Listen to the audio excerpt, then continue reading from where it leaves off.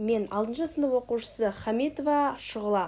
Табиғатты аяла форумының Қазақстан фаунасы мен флорасының 3D атласы номинациясы бойынша Қазақстанның эндемик жануары үкінің 3D моделін жасадым.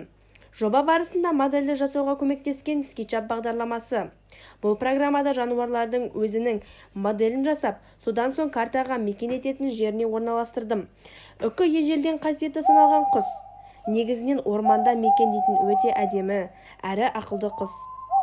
Жемтігін көбінесе түнде аулайды. Үкінің 134 түрі бар. Қазақстанда 12 түрі кездеседі. Салмағы небәрі 120-160 грамм. Басы үлкен, көздері бақырайған. Олардың көздері нашар көреді, ал түнде одан асқан қырағы жоқ. Үкінің ең басты ерекшеліктері жұптарын өмір бойы сақтайды және ұясын жасырған жерге салады.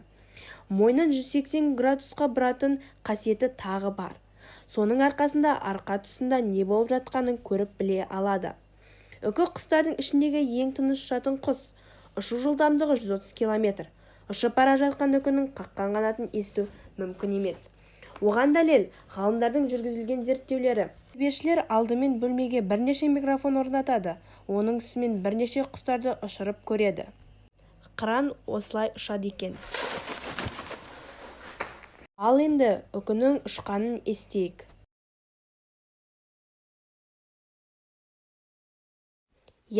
Мүлдем дыбыссыз, таңғаларлықтай. Қоян, тышқан секілді кеміргіштерді аулап пайда келтіреді. Үкіні қазақ халқы қасиетті санайды. Оның қауырсындағы бедер құранның құпияланып жазылған нұсқасы деп баланың бесігіне, бас киіміне таққан. Сонымен қоса қыздар сәукелесін бақыт әкеледі деп, ал домбыраға әншілердің бөркіне табыс әкеледі деген ниетпен таққан.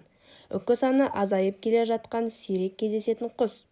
Еуразияда, сондай-ақ Қазақстанда кең тараған, шөлді, далалы, тауды орманды жерлерді мекендейді.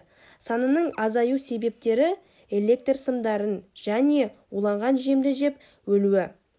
Қауырсынынан ұлттық әшекейлер мен бойтұмарлар жасау үшін ұядағы балапандарын алудың да кері әсері бар. Сондықтан оны қорғаудың бір жолы қауырсыннан пайдалану үшін қолдан өсіру керек. Үкіні қолға үйретуге болады.